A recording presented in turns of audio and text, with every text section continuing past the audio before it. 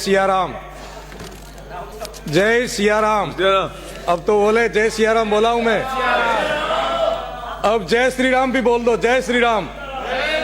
बहुत मैं आप सबसे समर्थन मांगूंगा कि राजस्थान का सर्वाधिक मतदान करके रिकॉर्ड बनाया पोकरण की जनता का, उनको भी धन्यवाद दिया जाए आपके द्वारा। 88% के लगभग पोकरण की जनता ने मतदान करके प्रजातंत्र को जीवित रख करके परिवार तंत्र को तोड़ने का एक संकल्प लिया, वो दिखाया। इसलिए पोकरण की जनता को बहुत बहुत धन्यवाद। आपको अवगत कराऊं, पोकरण विधानसभा कोई छोटी मोटी विधानसभा नहीं है।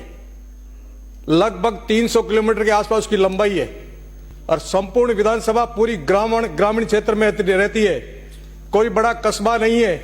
विषम भौगोलिक परिस्थितियां हैं, सामाजिक विषम परिस्थितियां हैं। उन परिस्थितियों में वहां के लोगों ने 88% के आसपास मतदान किया और सर्वाधिक मतदान से जीता करके भेजा। इसलिए पोकरण की जनता का बहुत बहुत धन्यवाद। मैं आप सबको पुनः एक शब्द के साथ में मेरी बात की अभिव्यक्ति करूंगा कि हम सब ने यहां आकर के शपथ ली और जब पहली बार हम लोग यहां आए तो ऐसा लगा हमारे विद्यार्थी काल का वो पुनः काल प्रारंभ हो गया। और जब हम गुरु के पास बैठ करके अध्ययन करते थे गुरुकुल में, ठीक ऐसा दृश्य आज मुझे उस समय दिखा। और ये देख करके आप सबके बीच में आकर के अपना विद्यार्थी काल भी याद आया और अपना गुरु भी याद आया। और गुरु ने मुझे एक पंक्तियां सिखाई थी, कालो न याता वयमेव याता, तृष्णा न जीर्णा वयमेव जीर्णा, भोगो न भुक्त्वा वयमेव भुक्त्वा। हम सब ने शपथ ली, उस दिन हमारा कार्यकाल प्रारंभ हो गया था। और वो कार्यकाल एक एक क्षण, एक एक मिनट, जिस दिन हमने शपथ ली उस दिन अपने ऊपर किसी का अपना स्वयं का कोई अधिकार नहीं। जनता का हमारी एक एक श्वास पर अधिकार है और जनता का और राष्ट्र का हमारे ऊपर अधिकार है। उस कर्ज को चुकाने के लिए हमने शपथ ली है कि हम अपने कर्तव्य का निर्वहन करेंगे।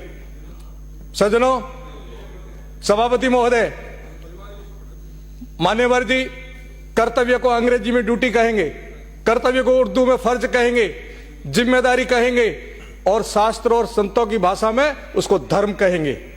और जो धर्म, कर्तव्य, ड्यूटी नहीं निभाता है अधार्मिक और पापी कहलाता है। और वो काल चक्र के साथ में चलता है। समय किसी की प्रतीक्षा नहीं करता है, समय निरंतर चलता है। उसका नाम है चरैवेति। चरैवेति जो चलता रहता है वो संसार है और वो समय है।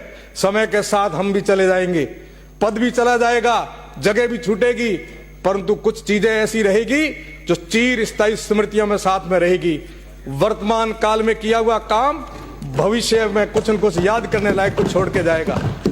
वर्तमान काल ही हमारे लिए सबसे महत्वपूर्ण काल है। और भूतकाल के अंदर जो इतिहास आएगा उसमें वर्तमान काल में जिस जिस व्यक्ति ने जो जो भूमिका निभाई है, सकारात्मक भाव से या नकारात्मक भाव से, कि काल चक्र के साथ साथ में भूमिका बहुत महत्वपूर्ण होती है। और भूमिका ही हमारा सबसे बड़ा, या भूमिका निभाने के लिए हम सब लोग उपस्थित हुए हैं।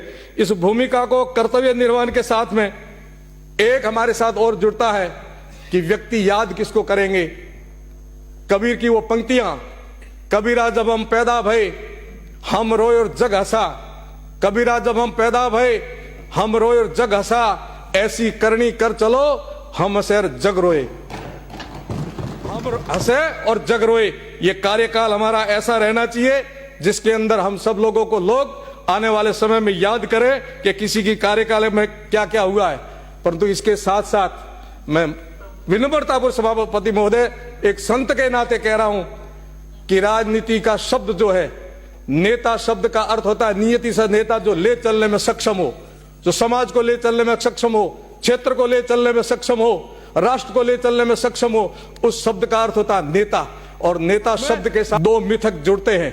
देश को स्वतंत्र कराया, उन समय के नेताओं को जब देखते हैं तब हमारे जैसे संत और आप जैसे राष्ट्रभक्त आकर के उनको नतमस्त होकर के अपना आदर्श मानते हैं, क्योंकि उनके जीवन में दो मिथक मिले हुए थे। एक तो थी सेवा और दूसरा था त्याग। त्याग और सेवा के साथ जो आता है राजनीति में, वो व्यक्ति पूजा जाता है, वो पूछा जाता है, वो अमर हो जाता है। और जो भोग और चाहना के साथ में राजनीति में आएगा वो कभी भी इतिहास में कहीं याद नहीं रखा जाएगा। इसलिए मोदी जी आज विश्व के सर्वश्रेष्ठ नेता है। इसलिए मोदी जी को भारत ने स्वीकार किया है, इसलिए विश्व उसका लोहा मानता है, क्योंकि मोदी जी के अंदर वो गुण है। वो सेवा और त्याग के साथ में आए, कोई भोग और चाहना के लिए नहीं आए, किसी परिवार को पनपाने के लिए नहीं आए, किसी वंश को पनपाने के लिए नहीं आए, किसी जाति को पनपाने के लिए नहीं आए। उनके अंदर वाद है तो राष्ट्रवाद है, राष्ट्रवाद के लिए मोदी जी आए, इसलिए संत भी उनके साथ खड़े हैं।